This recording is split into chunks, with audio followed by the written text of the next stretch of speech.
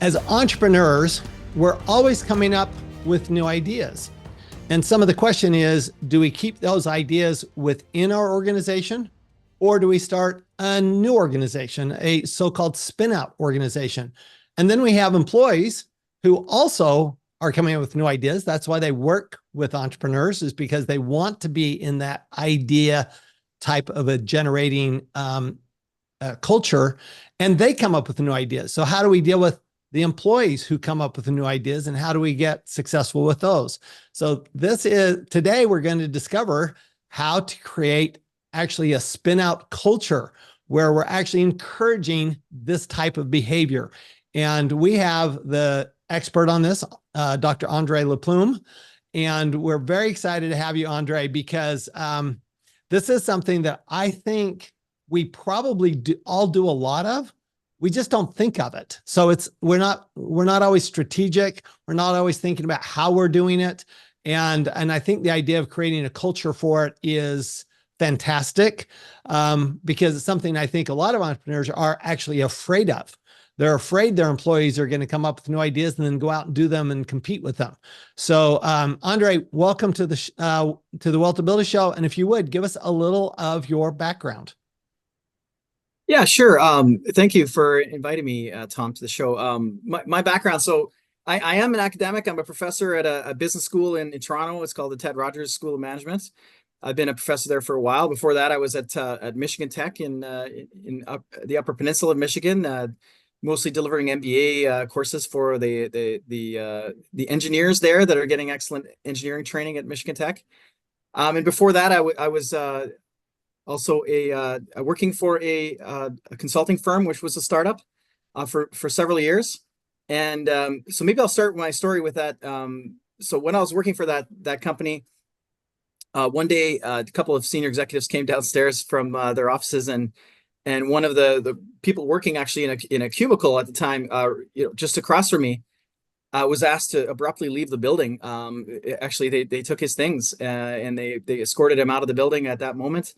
And I didn't really understand what was happening because, it was pretty early on in my career. And I understood over time that I was actually a response, I guess, a hostile response to a potential spin-out venture, where this was an employee who'd been around for some time and felt like they wanted a bigger piece of the pie for themselves, and tried to basically contract with some of the clients of the company on the side, which led to his termination. Now he went off and still started his own successful consulting firm anyway, independently, but it always piqued my interest. And over time, so I've been doing research on strategy and entrepreneurship for a long time.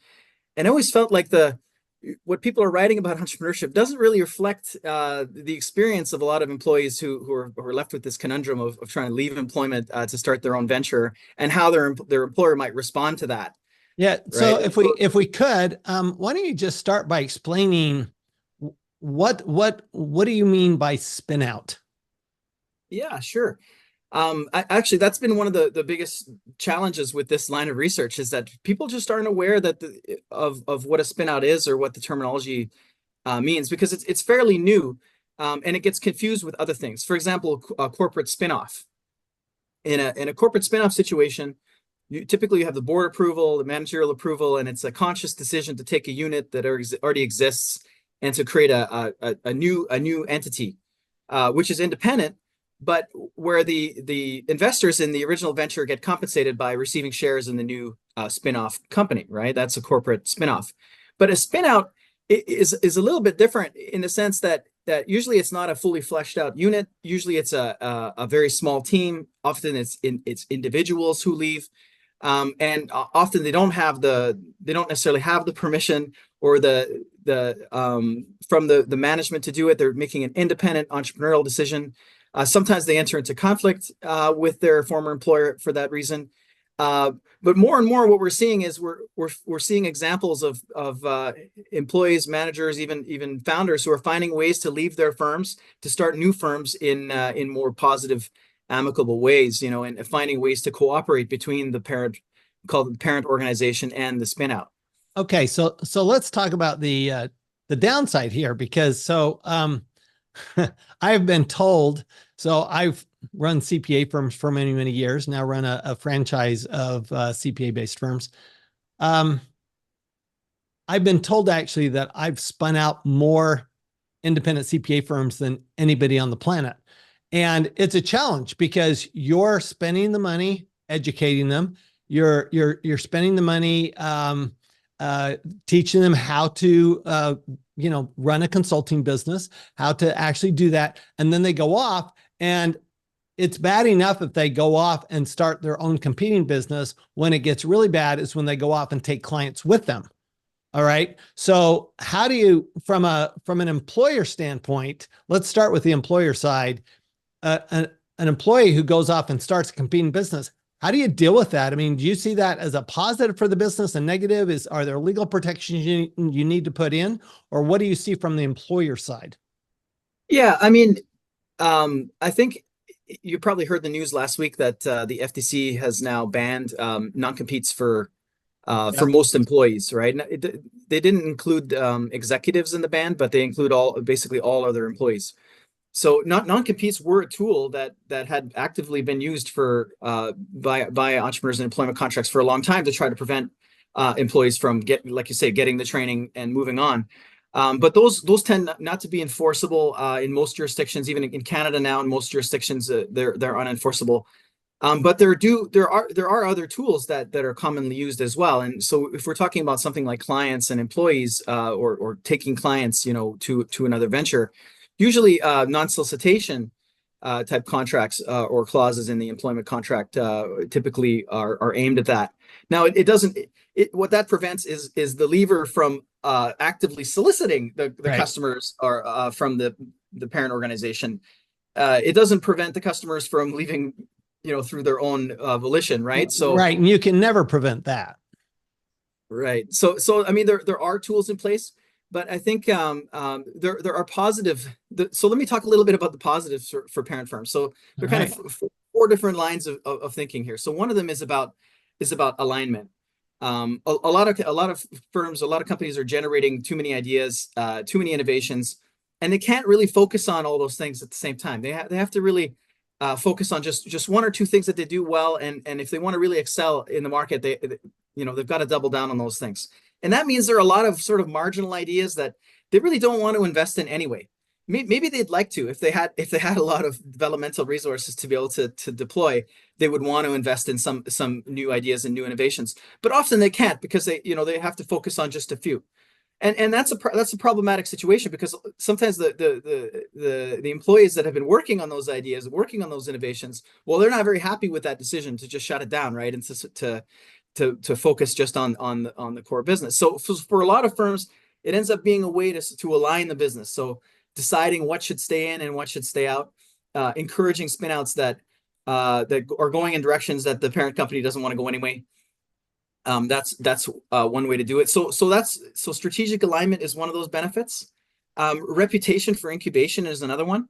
So probably, as what's happening, I was thinking about your example. So as people are learning that you're responsible for creating all these spinouts, you and your firm develop this reputation for innovation. So actually, although it may be that you're finding that more people are going out the door than you prefer, you're also getting an advantage of more people want to come in the door, right? Because they see this as a place that fosters innovation, right? There actually has been that advantage. Now, of course, what we decided was we'll just start a franchise. And so those who want to go out can stay within the organization. They can compete with us instead of against us. And so we can actually help them. So I would think that that's one of the ways to look at it, is that if you can actually work with these employees, so you're fostering the innovation and you're saying, look, if you do come up with that idea, we'll be part of that. I mean, we'll either help you invest with capital, we'll make connections for you, whatever, so that we can actually stay part of that and you be kind of our peripheral community, more part of our tribe, rather than be a direct competitor. Yeah, I think that franchising approach is brilliant. Because sometimes we use the term vertical spinout when we're talking about a spinout that isn't competing. It might actually become a customer, or it might become a supplier of the parent firm. That often happens as well. So actually, the vertical spinouts are quite common and prevalent, and often are encouraged Intel Corporation is a good example that they always encourage spinouts of anything that wasn't related to the design activities around the core business. They didn't want to do any manufacturing technology and those sorts of things, and so they always actively encouraged those businesses to spin out. But they often became then Intel became a customer of those spinouts who were then supplying Intel with that technology, right? So it was a win-win for both sides. The leavers could sell their product to other firms as well in addition to Intel, but Intel still retained that important supplier that they needed. So there's all kinds of different configurations that people come up with to make this happen. And I just want another point that you made about the benefit later on. So some of the firms that have a large number of spinouts, you could almost think of it as they've got like this whole ecosystem of dozens. Think about Palantir; they have almost like hundreds of spinouts, and there's a network of those spinout alumni, those Palantir alums who get together and help each other to form companies, help each other to fund each other's companies. So there's this whole beneficial network that's formed. And Palantir benefits too because they end up hiring back a lot of those people from those spinouts, and they also get knowledge and innovations from those spinouts later on. So instead of Palantir having to front all the money for all the R&D processes, now it's got a whole ecosystem of spinouts and their own investors that are helping out. So it's basically cooperation versus competition, is what I'm hearing you talk about. Now I found that sometimes I've actually needed to spin out on my own. So in other words, I have a company but there's a part of that company that really isn't core to the company, that isn't really the core part of the company, but it needs to be done. And so rather than have it bog down the company, what I've tended to do, started with technology, and then with services, actually spun it out into a separate company with different employees and different leadership. And so do you see that happen a lot? And how can that be positive? Yeah, I mean, so I think that goes to the corporate alignment question, that each company should really be focusing on just one or two things that they do really well in order to gain traction in the market. And so that means that those other things that are more peripheral to the business that they perhaps don't do well, typically the advice is, well, you should outsource that. But often there may not be an outsourcing partner. So you end up having to sort of create your own outsourcing partner internally and then spinning it out into a new firm. There's also another term for that outstreaming, which is out there. Which relates to taking a kind of minor function of the organization and spinning it onto a new organization that serves not only your organization but others, so that it can be sustainable as well, right? Because sometimes it's not a good idea to have all of your eggs in one basket and have only one customer, right? Well, and one of the things that I found, so we're actually in the process of a spin out right now, but what's interesting in this one is we're actually spinning out kind of the core business so that we focus only on that business in that company. And we're actually changing the brand. So we're actually using that core business and saying, well, we're going to rebrand, but only on this core business. And then we're going to continue with the broader based business with its own brand. So we'll have the two different brands. One of the questions that's come up from my employees, actually, including my marketing director, is, so I think that what you now have is two completely separate companies, and you treat them that way so that you have one company, the marketing, the website, that is the company. They only have one brand, whereas the other company, they have their brand. How do you feel about that? Do you see a need for crossover or just cooperation? Yeah, I mean, that's a good question. I think that what we see more commonly is the cooperation, right? Where the spin-out becomes an independent venture and often maintains probably the most typical one is a licensing deal with the parent firm, because they might be using some technologies or trade secrets from the parent, or they use the parent's, for example, manufacturing capabilities that they may not have because they're selling into a niche, and so the parent firm's still actually producing for the spin-out, but the spin-out is a customer and independent. And they could go to another supplier if they wanted to in a typical case, right? Because for the spinouts to be sustainable over time, they have to become independent from their parents usually, so that they don't become too dependent on them, or so that one party doesn't become too dependent on the other. Well, yeah, we've actually had that with our software company. So that was the first really big spin out we did, was the software company. And we needed it because the software company needed to move quickly. It was technology, but its customers started out being only the customers of basically the parent company, right? But now what we're looking at is, let's make it independent, have other customers, spread out, basically, so that it's not relying on the parent company, because that is a high risk. When you have one customer, that's a pretty high risk proposition. But my question is, uh, this has been, I've kind of been the genesis of a lot of this. How do you create that culture of spin out so that you actually encourage your employees to, to come up with ideas and actually look at the idea that, hey, you could be independent? Yeah, I mean that's a really good question, and setting the culture, I think is a for spinouts is a challenge that's fairly new for a lot of companies. I think in the past there's been a more negative view toward spinouts, but that's been softening over time. And so we have some examples, like for example, I'll try AstraZeneca as an example. So they were finding that they were too successful in drug discovery, right? They were so good at coming up with the new ideas, but they couldn't exploit those ideas themselves. And they didn't have a culture of spinouts. So they tried to create one by creating a role, a spinout coordinator, right? Is an actual person who would go around and assess the different businesses, right? And make the case for both ways to the management and to the leaders of those units.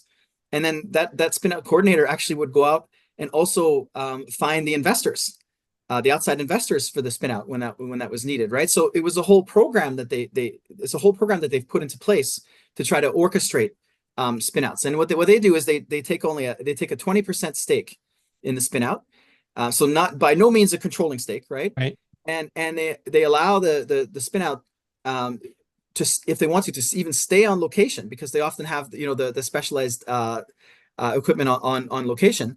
And to continue, they transfer the staff that was working on that innovation over, right? And they create a perpetual license as well for the spinout. So they have a whole program in place, right, to make it kind of like easy, makes it fairly easy, because the people doing it are essentially following the formula, and they have a person within the organization to talk to. So that's probably one of the more sophisticated approaches, and maybe is more appropriate for like the larger organizations. Nokia had a very similar program. So actually they did it for a different reason, because they were downsizing one of their major divisions because of some, extreme competition.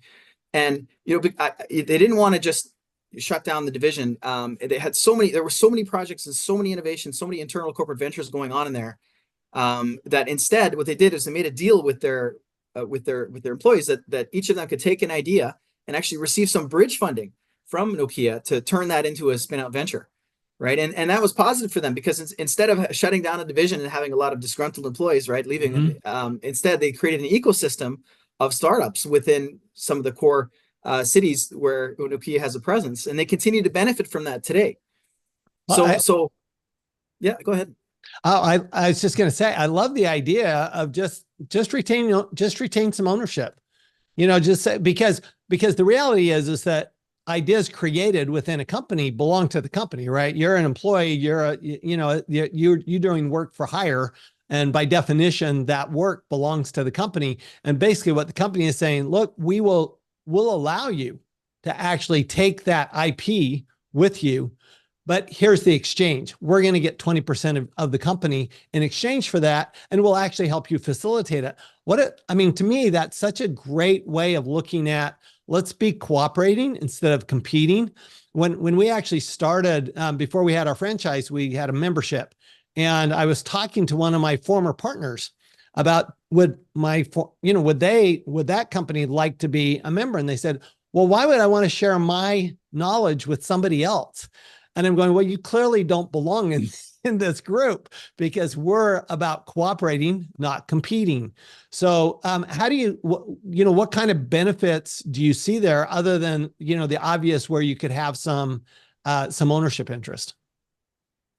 Well, I don't, so Nokia and AstraZeneca aren't just doing it for the ownership interest, although it's part of it, right? They've got this foothold that that may serve them in the future, and so they can buy back the firm, or as you know, as small shareholders, they don't have a lot of say in the direction of the company anyway, right? Because they're sort Right. of like silent partners in a sense. Um, let me go back to your question. Can you repeat your question again? So the question is, outside of the ownership, what do you see as the benefits to the company to encouraging spinouts? Because Yeah, there's so certainly some potential detriments. You know, you're giving up IP, you're giving up intellectual capital. That's why we've had non-competes for all these years, right? Because you don't sure. want to do that. So what I'm looking at is, you know, you're encouraging this. You're encouraging this activity. I actually encourage this activity. I actually take we're known for taking staff right out of school and putting them on the front lines with clients. And to my knowledge, we're the only CPA firm in the world that does that. Okay. And the reason is because I'm happy for them to talk to my clients, because the clients have allegiance to the firm, not to me, you know, not to any one person. So they're not going to leave because the staff leaves. I'm not worried about that. But there are obviously some downsides to spinouts. I'm looking for what are some more of the upsides. Yeah, I mean, okay, going back to the AstraZeneca story. So it's not just about the 20% investment. The idea is that they're going to be able to benefit from the spinouts innovations later. All right. So, so AstraZeneca, think of it as the parent company. It's got dozens of these spinouts out there developing different technologies. And as they get to a certain point of development, they become candidates to then buy them back, or to then make deals with them to further develop the drugs. Right. So depending on the industry, there could be different types of sort of temporally arranged, symbiotic relationships that can occur. Right. If you think about like a consulting firm, so you've got the large consulting firm, and there's some smaller spinouts doing all kinds of activities, and then suddenly some of those smaller firms get a big contract that they can't quite handle, and guess who they go to for help, right? They end up coming to the parent company. So there's all these different kinds of symbiotic relationships that can occur, but they're all quite different, I guess, depending on which industry that we're talking about. Yeah. Okay, so what are some of the steps that you see that business owners ought to take when they're doing spinouts, whether they're initiating it or their employees are initiating it? What are some of those details that they have to watch out for? Yeah. So I mean, sometimes there is kind of like a negotiation that happens, but not always, right? Sometimes, see, I guess you could think about two different corporate cultures. On the extreme, one where parent firms trying to create this reputation for toughness, where they're being known for protecting their IP, Right. and they will respond in a kind of a defensive or hostile way to anyone who in any way sort of threatens it, right?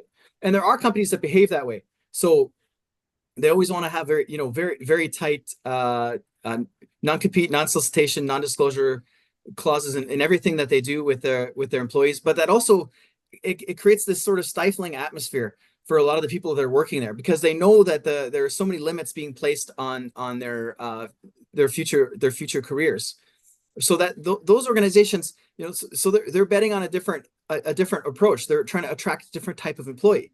Whereas on the other hand, you have the spin-out friendly organizations tend to be more open innovation friendly as well.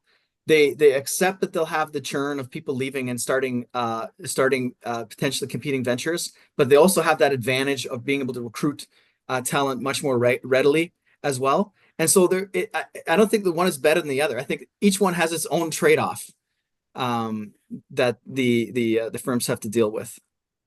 So in your book, Spin Out Ventures, Transitioning from Employees to Entrepreneurs, you mentioned that you think that spinouts have big advantages over startups.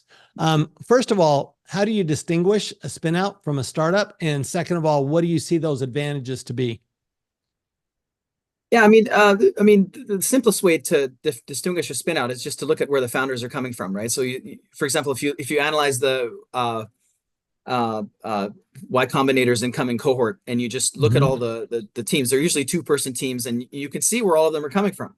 And if you did that, you'd find that about 70% of them are coming from large incumbent companies, right? They were working for IBM or Microsoft or Oracle or whatever before they went over there. So that's one way to identify them. And often you see that both team members might be coming from the same organization, so that makes it even more clear.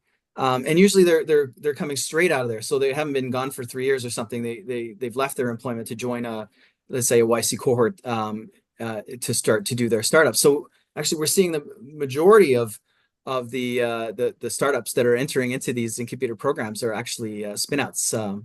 But they often don't necessarily call themselves that or emphasize that. It really depends on the relationship that they have with their parent firm. Some of them are more stealthy, right? I've even seen that some spinout entrepreneurs like to not mention who their previous employer was on their LinkedIn or on their resumes, right?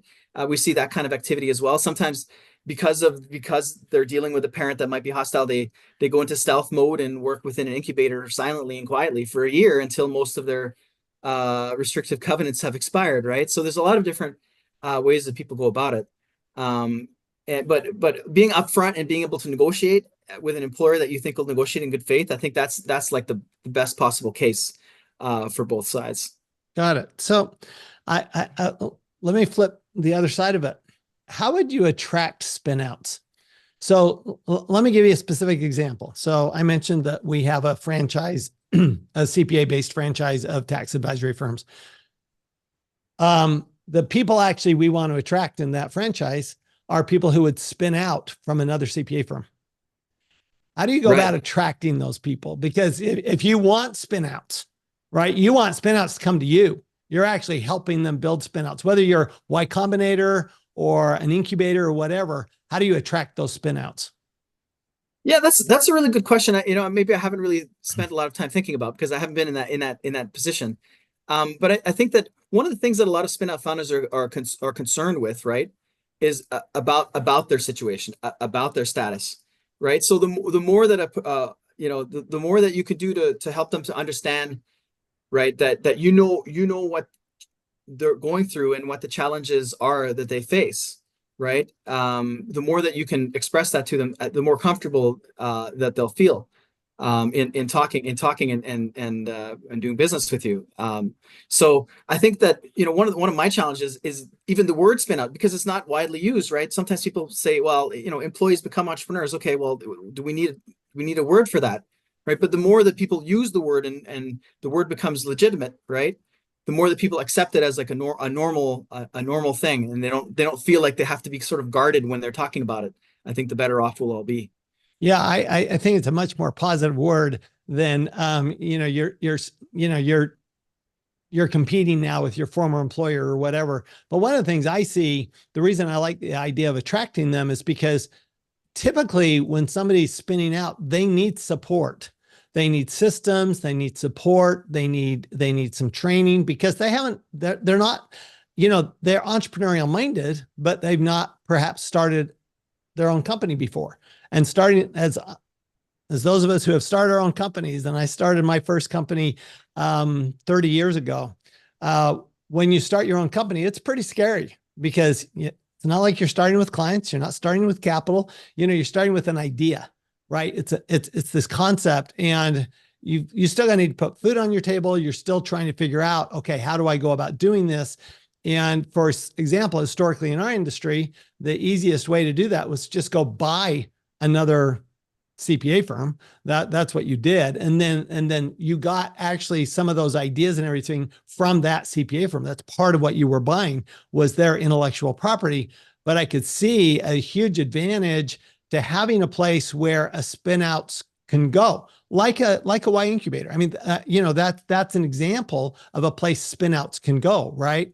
So I see that opportunity as being, oh, well, let's be positive on the spinouts. Let's actually attract them.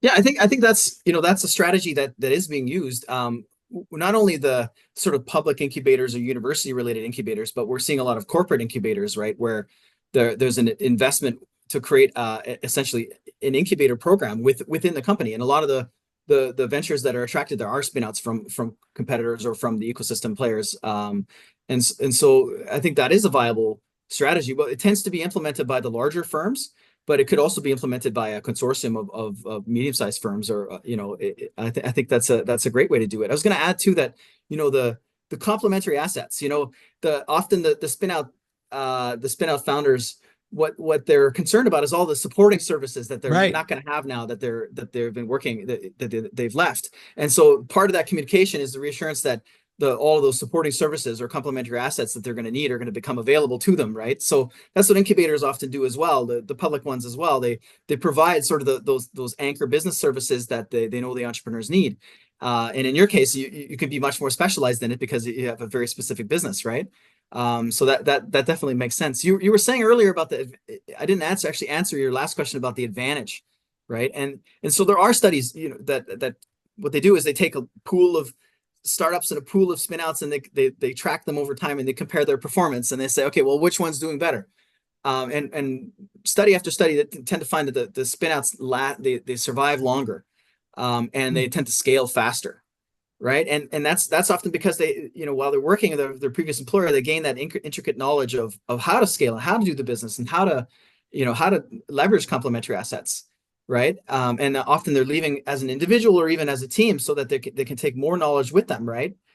So that's what gives them their big advantage in the marketplace against the sort of de novo startups that don't have that experience. That makes sense. So one last question for you, is you're a business owner and you've got these different ideas that are percolating in your business. How do you decide which ones should be spun off and which ones to keep? Yeah, I mean, I think at the end of the day, you've got to think about like what developmental resources you have available, and what as any company does, they're trying to figure out what's the most efficient allocation of the capital, right? And usually you're looking at that over the longer term. And a lot of the spin-off ventures, the best candidates are the ones where it's unclear. It's unclear what the future of this project would be if it stayed within this firm, right? Because of the constraints on investment, and because of the constraints that are created by organizations themselves, right? So I think those are the best candidates. It's the ones that they seem to have high potential, but there's too much ambiguity to be able to know how to execute on that. And those tend to be the ones that really benefit from having a startup environment, that blank slate to figure it out, and get it right. I love that. And for those of our listeners that watch our show regularly or listen to our show regularly, I'd encourage you to go back to the interview I did with Dan Sullivan and his impact filter, because it seems to me like this would be a perfect situation to use an impact filter to determine, is this a good, what kind of impact does this have? If what would happen if we don't do it? And then we can, we can use that kind of a tool to actually allow the spin-off or the spin out, or actually encourage the spin out, as opposed to saying, wait, no, we need to protect our IP. Yeah, I definitely think that a lot of those tools that are used to make decisions about which businesses to invest in, are the similar tools that you'd use to decide what to spin out. Sometimes the decision to spin out is contrasted with a decision to divest, right? Or, those kinds of, or perhaps to commercialize, right? Because sometimes the idea is, well, let's let somebody else do it. Let's package this IP and have somebody else license it and do it externally, right? So sometimes these are the alternatives that spin-outs are competing with, which makes them more attractive, I think. This has been awesome. André, thank you so much. If you would, just to wrap up, 2 or 3 steps that you think entrepreneurs ought to take, or if you're an employee wanting to be an entrepreneur, that you ought to take with regards to spinouts. Well, okay. So one thing I want to say is, open innovation has a lot of potential here, because a lot of the times what's happening, I mean, obviously this is going to be, it has stronger force in some industries than others, right? But across the tech industries, for example, it's becoming increasingly common to post code, for example, on GitHub and other public repositories. Mm-hmm. Right. And a lot of employers are on board with that because they understand that a lot of the code, a lot of the modules that are being written by the employees may not actually end up in production with that company. Right. And so instead of letting all that stuff die, right? It makes sense to put it out there in a repository. But that also ends up being a valuable resource for leavers as well, for people considering spin-out ventures. I don't know if you know this story, but we're on Zoom.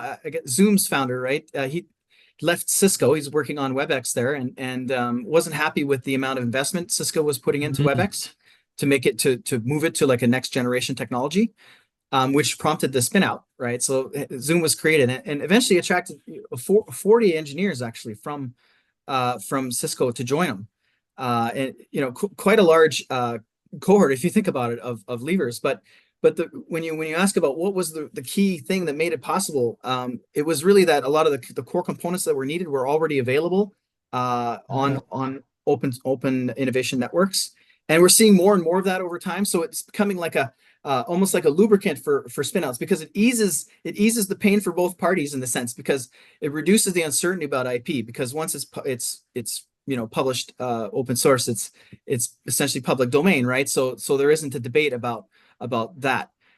So as employees working for a company that was trying to create a more positive culture towards spinouts, embracing open innovation, having a conversation about what can be put into these repositories and what can't, right? Having that conversation earlier, the better.